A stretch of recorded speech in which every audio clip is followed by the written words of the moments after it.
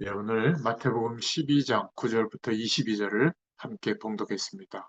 오늘 말씀의 제목은 회당에서 일어난 사건이라는 제목입니다. 오늘 말씀은 예수님께서 손이 마른 자를 치료하시는 현장이에요. 오늘 말씀을 들으면서 혹시 저와 여러분 가운데 병든 분들, 또 어려움이 있는 분들은 기도하면서 말씀을 듣다가 하나님이 치유하시는 축복이 되는 응답의 시간이 되기를 간절히 바랍니다. 오늘 말씀을 통해서 우리가 좀 생각해 볼 부분이 있는데요.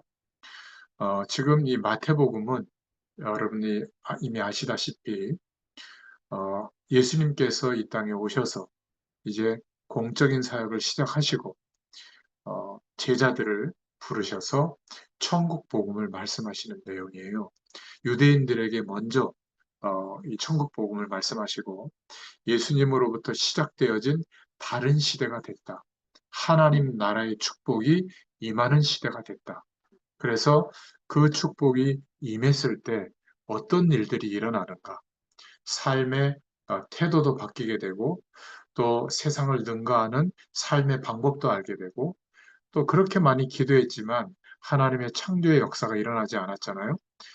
어떻게 기도해야 되는지 또 우리가 어떤 관점으로 사람들과 문제와 사건을 바라봐야 되는지 이런 중요한 천국 복음의 말씀을 말씀하셨죠. 그리고 나서 이제 현장에 들어가셔서 이렇게 어려움을 당하는 사람들이 예수님 앞에 나올 때 그들을 치유하시고 당신이 그리스도인 것을 나타내시고 천국 복음을 증거하시는 그런 내용들을 지금 저희가 보고 있는 겁니다. 오늘은 특히 회당에 들어가서 안식일에 손이 마른 자, 손이 말랐다는 것은 어떤 병인지는 정확히 모르겠지만 이 당시에 거의 대부분의 이스라엘 백성들은 어, 로마의 지배 속에 있었고 또 조금 바리새인이라든지 또 귀족들이라든지 이런 사람들이 거의 땅을 독점하고 있었기 때문에 거의 소장농 아니면 노예 그래서 몸으로 손으로 일하는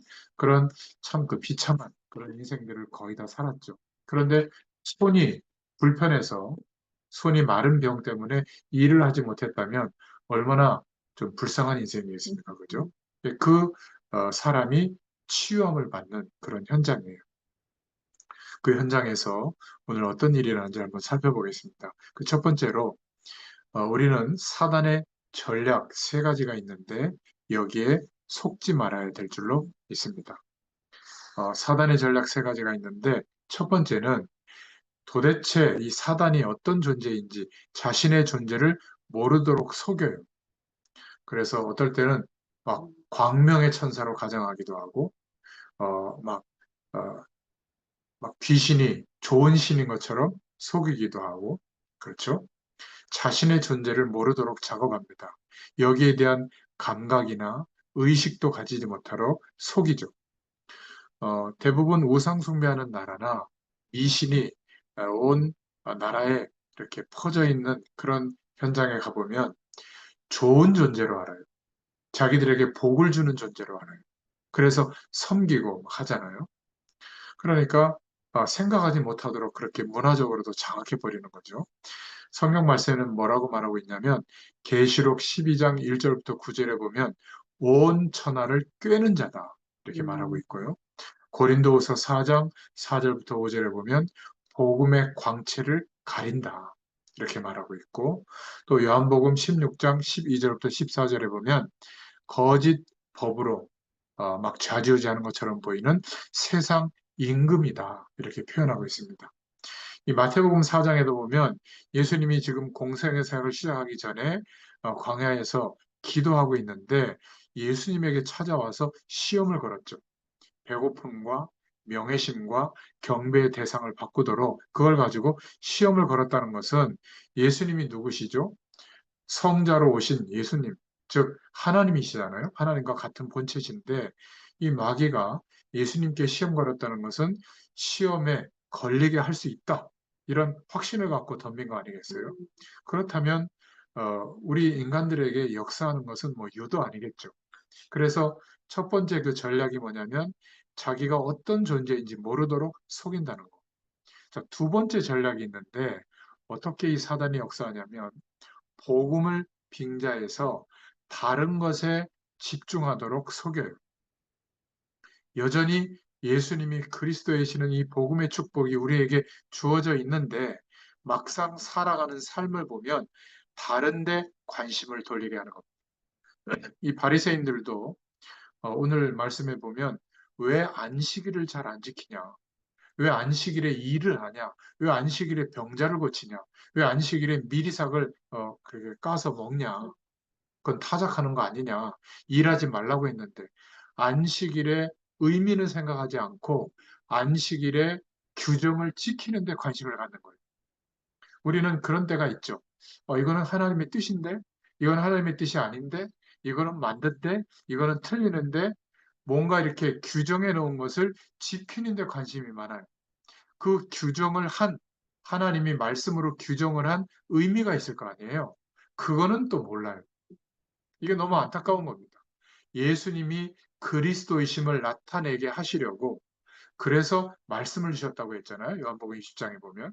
그러니까 예수님이 그리스도 되어주신 이 축복이 왜 전부인가?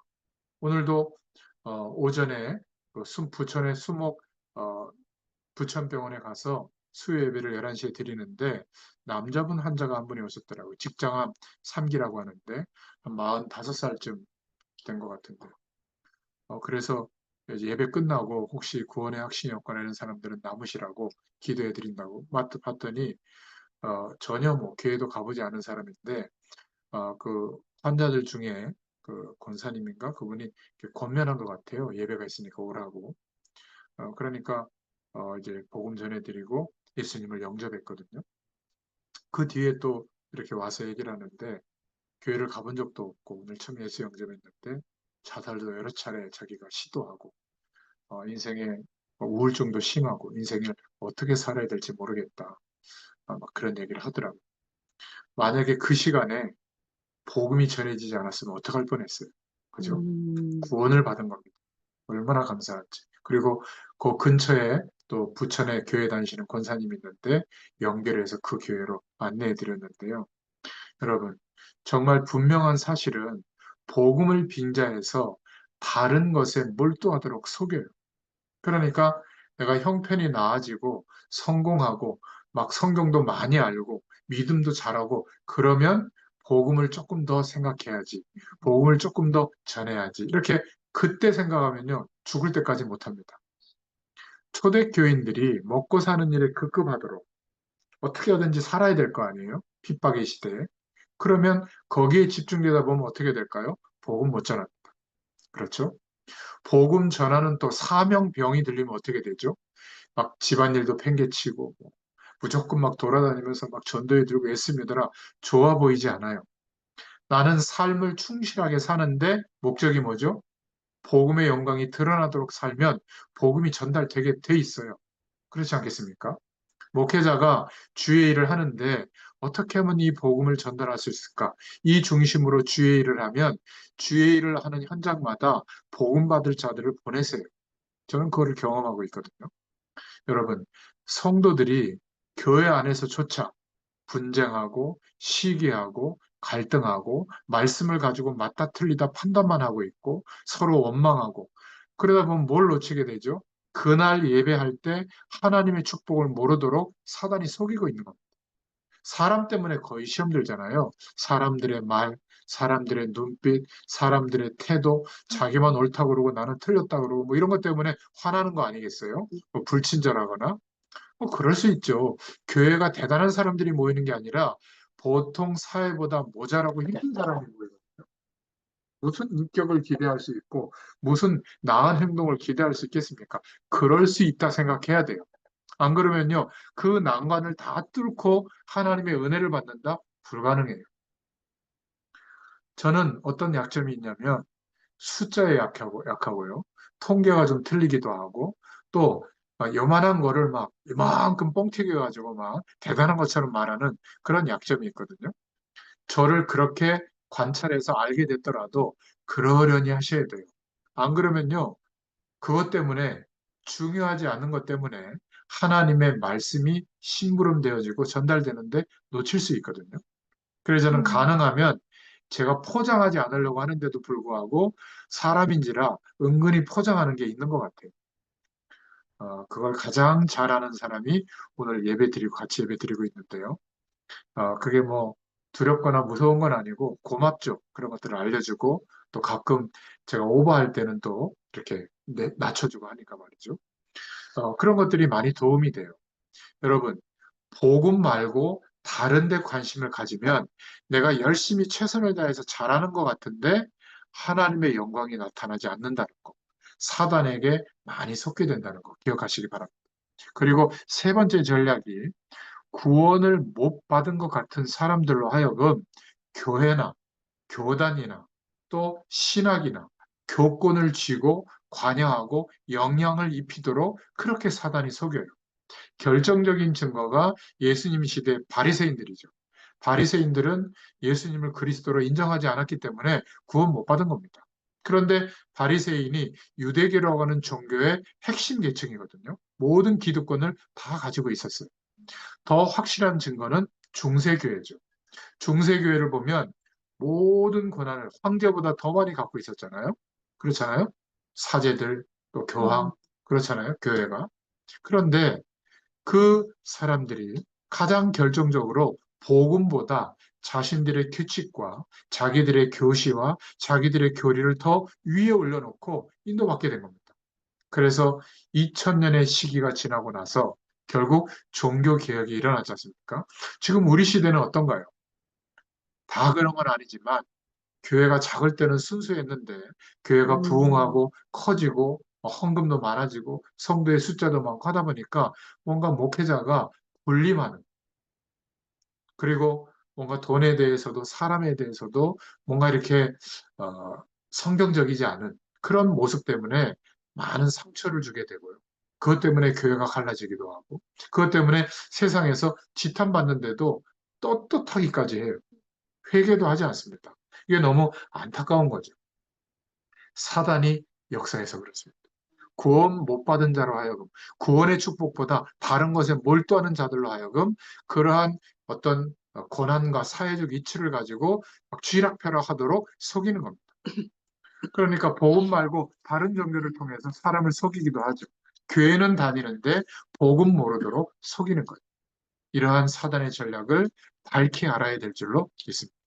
근데 오늘 마태복음 12장 19절부터 20절에 보면 그가 다투지도 아니하고 들레지도 아니하리니 아무도 길에서 그 소리를 듣지 못하리라. 강한 갈대를 꺾지 아니하며 꺼져가는 심지를 끄지 아니하기를 심판하여 이길 때까지 하리니. 이게 예수님의 모습이에요. 근데 바리새인들은 완전히 반대되는 모습이죠. 이 바리새인들은 14절에 보니까 나가서 어떻게 하여 예수를 죽일고 의논하거늘 그렇게 말하고 있죠. 우리는 여기에 속지 말아야 됩니다. 언제든지 사단은 눈에 보이지 않는 이 영적 세력은 복음 말고 다른 종교와 영적 현상을 가지고 자꾸만 복음 붙잡지 못하도록 어지럽혀요. 영적인 눈을 뜨고 볼 수 있어야 됩니다. 교회는 다니지만 복음을 제대로 모르도록 종교인이 되도록 속여요. 이게 사단의 제일 전략입니다. 교회 안에서 절대로 분쟁하거나 시기하거나 갈등하거나 싸움하거나 지적하는 그런 위치에 쓰지 마시기 바랍니다. 하나님의 축복을 그 짧은 예배 시간, 1시간, 1시간 반 동안에 다 놓치고 오게 되는 거죠. 어떻게 하면 이 복음을 못 전하게 할까? 이게 사단의 최종 목표입니다.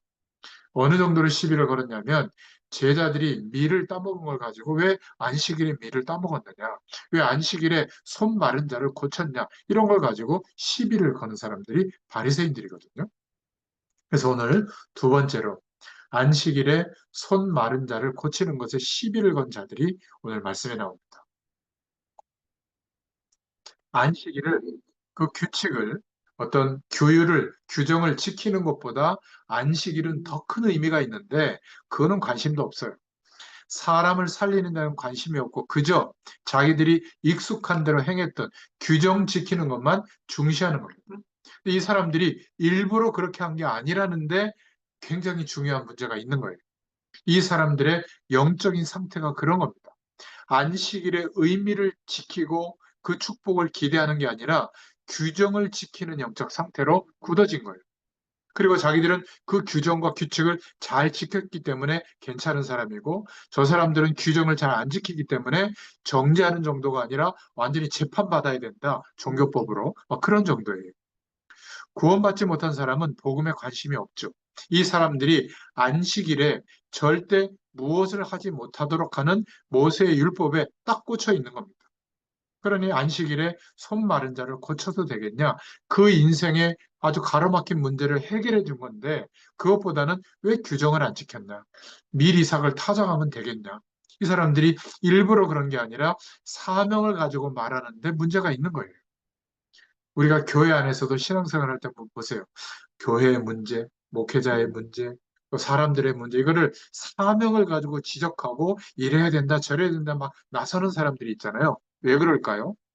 복음의 중심보다는 다른 데 관심이 있어서 그래요. 본인도 몰라요. 근데 그것도 대충 하는 게 아니라 막 사명을 가지고 한다. 그래서 완전히 목사님들 막 쫓아내는데 막 연파장 돌리고 교회도 갈라가지고 막 새로운 게 세우는데 앞장서고 거기서도 또 나가요. 음, 저 그런 거 참 안타깝더라고요. 그러니까 사단의 전략으로 속고 있는 거예요. 예수님은 이 손 마른 자가 죽어가고 복음을 못 받는데 구원받는데 관심이 있는데 이 지적하는 사람들은 관심이 하나도 없는 거예요.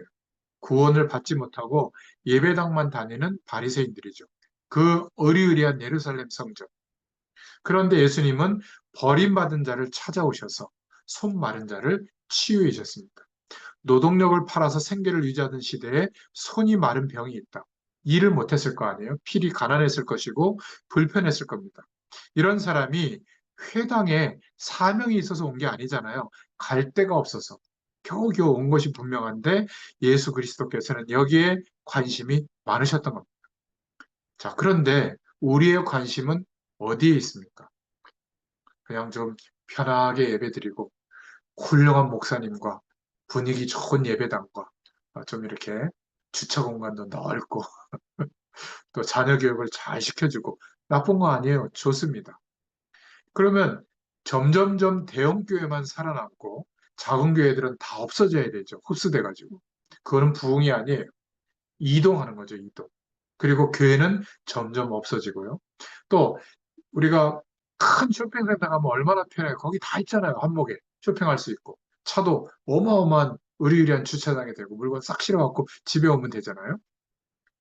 물론 편리합니다. 편리한 것은 나쁜 것은 아니지만 정말 영적인 눈을 뜨고 보면 우리가 이 시대에 누가 시키지도 않았지만 나시린의 서약을 하는 뭔가 불편하게 하나님의 말씀을 지키고 드러내는데 내 인생을 드리겠습니다. 이런 나시린이 많아야 될 줄로 믿습니다.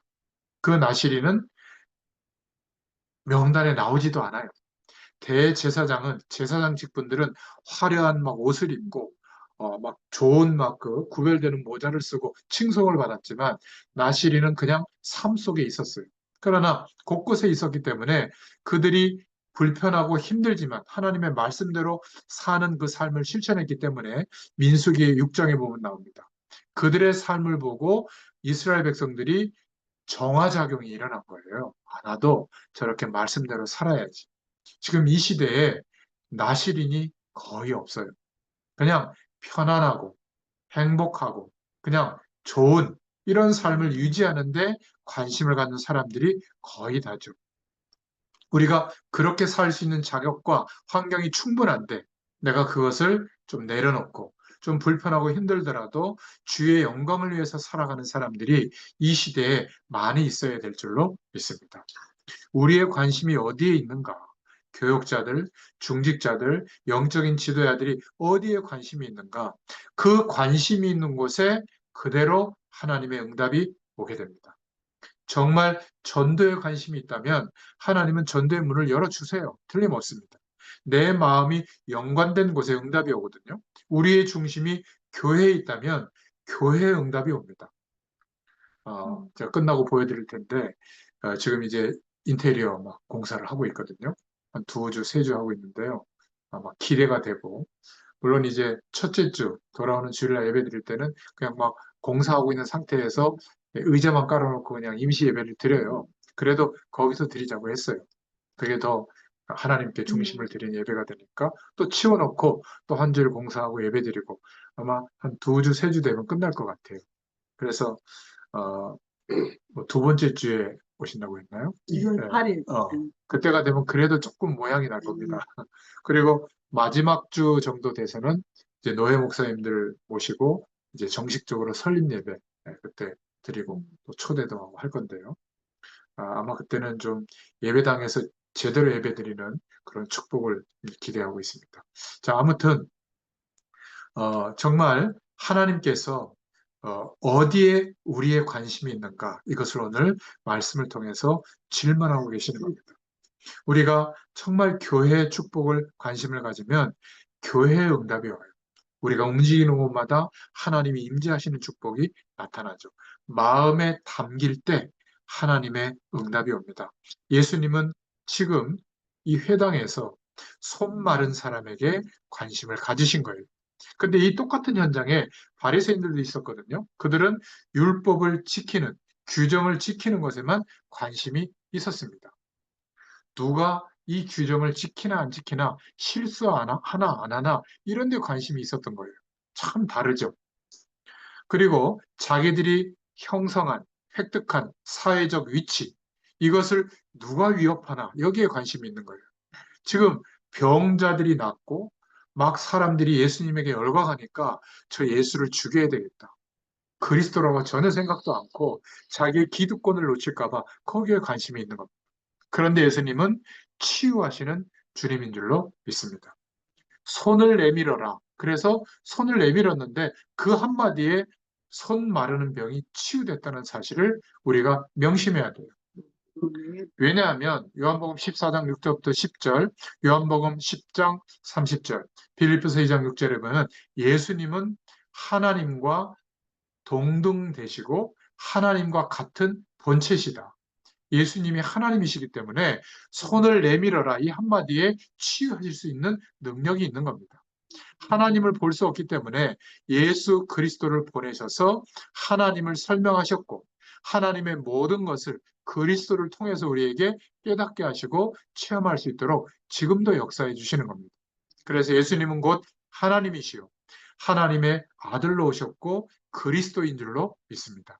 역사의 주인공이 바로 예수 그리스도세요. 그 예수님께서 손을 내밀라고 했는데 순종했더니 그 병이 치유된 겁니다. 사도행전 3장 6절에도 나사렛 예수 그리스도의 이름으로 명하노니 일어나 걸어라. 안전병이가 치유됐잖아요. 자, 예수님이 손을 내밀어라 해서 순종했는데 자기의 문제가 해결됐는데 그렇다면 우리는 예수님을 그리스도로 믿고 영접했잖아요. 네. 그리고 하나님 나라가 임해 있잖아요. 성령으로 하나님께서 영으로 함께하고 계시잖아요. 얼마나 큰 축복을 받았습니까? 이 믿음을 가지고 이 수준에서 기도해야 돼요.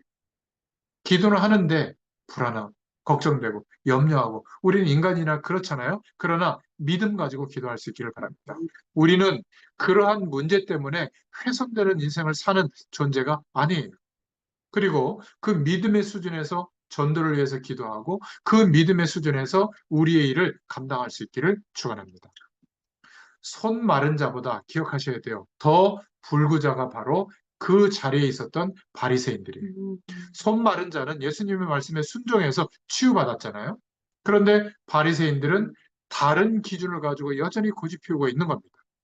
오늘 이 시간에 혹 마음에 삶에 의미가 없는 분들이 있습니까?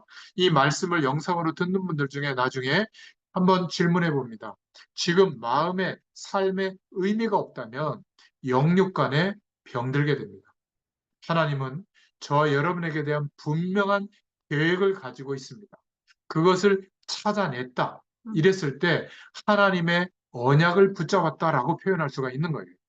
나를 부르신 하나님의 계획. 구체적이어도 되지만 세계 복음화 때문에, 전도와 선교 때문에, 정말 복음 전하는 주의 종들과 하나님의 일꾼들과 후대들을 세우기 위해서 나의 인생을 부르셨구나. 이것이 내 삶의 이유가 분명하다면 내가 일하는 것, 쉬는 것, 또 문제를 해결하기 위해서 노력하는 것 전부 다 그쪽으로 하나님이 응답하시고 역사해 주실 줄로 믿습니다. 그것을 찾아내고 언약을 붙잡고 인도받는 사람은 어떤 상황에서도 포기하지 마세요. 끝까지 하나님이 이루어 가십니다. 하나님의 언약이 분명하다면, 하나님의 계획이 분명하다면 끝까지 놓치지 말아야 돼요. 이 길이 진리의 길이 맞다면 순종하고 나아갈 수 있기를 바랍니다. 그럴 때 하나님의 인도하심과 하나님의 성공이 오게 될 줄로 믿습니다. 자, 그런데도 길이 막힐 때가 있거든요. 문이 열리고 응답이 옵니까? 그런데도 길이 막힐 때 안 되는 부분이 있거든요. 그러면 반대편에서 한번 길을 찾아보세요. 정반대, 내가 생각하지 못했지만 정반대의 다른 하나님의 계획이 있기 때문에 그렇습니다. 반대편에서 길을 찾으면 길들이 많이 있다는 것을 알게 될 거예요. 하나님께서 길을 막아주신 것은 여러분에게 이 길, 하나님이 열으시는 길로 가라고 하는 거예요. 그것은 변경된 게 아니에요. 저와 여러분이 하나님의 언약이 분명하고 하나님의 계획을 분명히 잡았다고 할 때는 길이 막혔을 때 그 길이 아니라 하나님이 인도하시는 그쪽에 하나님이 인도하시는 길이 있는 줄로 믿습니다. 그래서 우리가 중요한 것은 세상을 살아가면서 그 세상을 이길 수 있는 영적인 힘을 하나님께로부터 얻기를 축원합니다. 구하면 주세요. 이 영적인 힘을 가지고 우리가 나아가야 될 줄로 믿습니다. 뭔가 힘이 있어야 되는데 하나 주신 힘이 없으면 반드시 이렇게 됩니다. 둘 중에 하나를 선택해야 되거든요. 세상 사람의 기준, 그 인생관과 같이 타락하는 데 동참하느냐. 아니면 거절하면 내가 힘이 없으니까 그 사람들에게 왕따 취급을 당해서 낙오자가 되는 거예요. 그러니까 고립되는 거죠. 틀림없이 그 두 가지에 걸려들게 될 겁니다. 타락 안 하려고 하면 낙오자가 되는 거예요. 낙오 안 되려고 하면 같이 휩쓸려야 되는 거예요. 그러나 세상 이길 힘이 있다면 어떨 때는 분별해서 휩쓸리지 않고 다른 선택을 하더라도 낙오가 되는 게 아니라 하나님이 역사하시는 축복이 나타나니까 오히려 그들을 도울 수 있게 되고 치유하고 변화시키는 힘이 있게 될 줄로 믿습니다. 그래서 마지막 세 번째로 영적인 힘을 얻기를 축원합니다. 모든 것을 이길 수 있는 힘을 우리는 얻어야 돼요. 하나님께서 약속해 주셨습니다. 그래서 주일날 예배할 때 시비 거는 날이 아니다. 꼭 기억하세요, 이 단어를. 예배 드리는 중에 영적인 힘을 얻기를 바랍니다. 그래야 엿새 동안 현장을 이길 수 있는 거예요. 그래서 주일날은 보통 날이 아닌 거예요. 왜 잘했냐, 못했냐, 맞나, 안 맞나, 그렇게 시비 거는 날이 아니다. 안식일의 복은 규정을 지키는 게 아니라 손 마른 자를 고쳤냐, 왜 밀을 타작했느냐, 그런 것을 지적하는 날이 아니라 하나님이 누리신 참 안식의 복을 얻는 날이에요. 아멘. 그게 우리가 예배하는 시간인 줄로 믿습니다. 이게 성경 말씀이 우리에게 가르쳐주는 메시지예요. 그래서 우리는 말씀과 기도를 통해서 영적인 힘을 계속 얻으면 하나님의 축복을 받게 되고 하나님만 주일 수 있는 응답을 받게 되니까 우리가 살아가는 삶의 현장을 리드할 힘을 얻게 될 줄로 믿습니다. 자, 그런데 목사님, 되는 사람이 있는 것 같은데 왜 나는 안 될까요? 라는 질문을 하게 되잖아요. 그것은 갈라디아서 2장 20절을 기억하면 됩니다. 여전히 내 인생의 삶의 주인이, 인생관의 주인이 나예요. 나의 경험, 내가 생각했던 거, 내가 옳다고 생각했던 거, 이것을 중심으로 판단하고 나아가다 보니까 뭔가 자꾸 한계가 오고 내가 잘했다고 했는데 그것 때문에 위기가 오고 그러는 겁니다. 이제는 내 삶의 모든 중심에 주님이, 그리스도의 신 주님이 중심이라면 물어봐야죠. 잘 모를 때는 기다려야죠. 또 확정해 주시면 그때 당시 이익이 안 되더라도 순종해 봐야죠. 내 삶의 중심에 그리스도가 된다면, 주님이 주인이시라면, 그것을 기준으로 인도받는다면 하나님의 역사를 체험하게 될 줄로 믿습니다. 여전히 내 자아와 나의 인격과 나의 실력을 기준으로 살아가기 때문에 안 되는 거예요. 우리는 그것으로 사는 인생이 아니라 하나님의 능력으로 살아가기를 축원드립니다. 병들어 있는 분, 어려움 있는 분들은 불안하죠. 더 성령의 충만을 구하시기를 바랍니다. 기도의 힘과 능력을 가지고 넘어설 수 있기를 축원드립니다. 그래서 예수님을 누리는 길은 의외로 간단해요. 손을 내밀어라 할 때 내밀면 돼요. 주님의 능한 손을 붙잡으라고 오늘도 말씀하고 있는 겁니다. 손을 내밀어라. 그 한마디면 끝나는 겁니다. 예수 그리스도를 누린다고 하면 진짜 하나님께서 역사하실 줄로 믿습니다. 오늘 영육간에 굉장한 치유가 되는 문이 열려지기를 축원합니다. 예수 그리스도로 말미암아 살릴 수 있는 복음이라고 하는 그리스도라고 하는 메시지를 가지고 여러분들이 삶 속으로 가게 되면 많은 사람들이 살아나게 될 거예요. 그런데 그렇지 않고 여러분의 인품을 가지고 가면, 여러분의 인격과 삶의 지식을 가지고 가면 오히려 그 사람들은 낙심하는 결과가 오게 될 거예요. 그러나 갈라디아서 2장 20절의 말씀의 응답을 가지고 대하면 낙심하지 않게 될 줄로 믿습니다.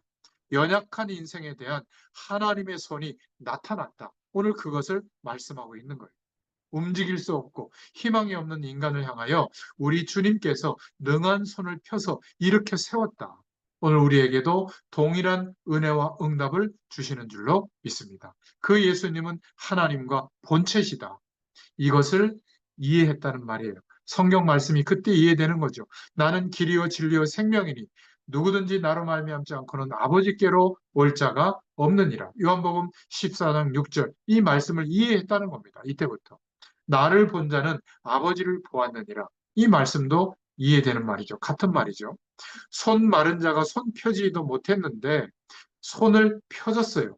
그런데 못 깨달을 수 있습니다. 안진뱅이가 일어났어요. 그런데도 못 깨달을 수 있어요. 말씀이 성취되는 현장에 있었는데도 못 깨달을 수가 있어요. 왜 그렇죠? 복음이 기준이 아니면 그렇습니다. 일어나는 역사가 또 기준이 될 수가 있거든요.